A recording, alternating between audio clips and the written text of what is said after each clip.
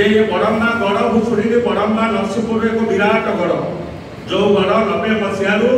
2024 मसीहा आमर प्रिय नेता श्रीजुक्त देवी प्रसाद मिश्र 6 थर विधायक एपूर्व 90 रु 95 आम जनता दल राधा साहेब तिलकन निर्वाचित करूँ 7 थर भितर गोटे पंचायत खाली सरपंच समिति सब पूर्वतर मिसिकी 15 रु 20 अच्छु आगुआ साथी अच्छु ये गोटे विराट गढ़ ये गढ़ में हाथ गणति 30-35टा विभिन्न दल आसीथिबा समिति सभ्य से पलैले गढ़ भुशुड़ीगला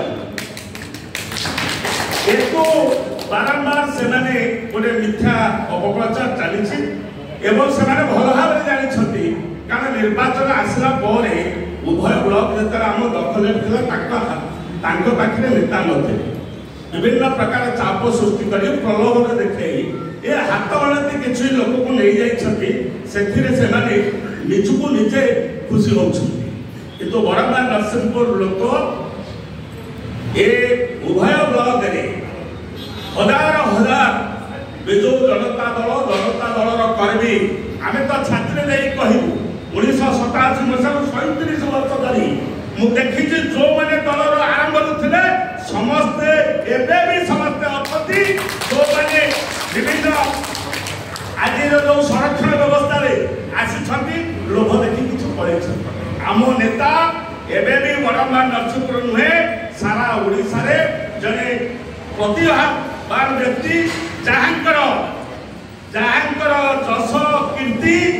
जहाँ आगुरी था एवं भी अच्छी बड़म्बा नरसिंहपुर जो जगह से चिड़ाई भाषण देवे दल कथा कहले आमर काम बड़म्बा नरसिंहपुर आज प्रगति पथर अच्छी बहु काम होती जेते चक्रांत कले ए दल को प्रिय नेता नवीन पट्टनायक साक्षात करी प्राय 90 ऊर्ध्व सरपंच समिति सभ्य आम कहलु आम आपण पाखे अच्छु नवीन पट्टनायक पाखे सारा ओडिशा लोक अच्छी एवं बड़म्बा नरसिंहपुर लोक मध्य ए दल आगु को आहुरी शक्तिशाली हम बहुत हुए आगामी पंचायत समिति निर्वाचन में निश्चित भाव से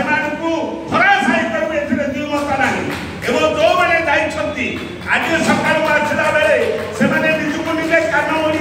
गाले चापड़ बोलते भाई आम पड़े मुझे पड़े बोले एते बार टोपी बदल दरकार नहीं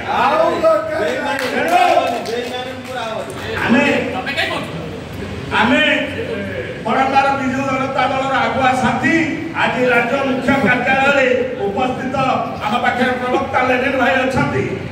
आम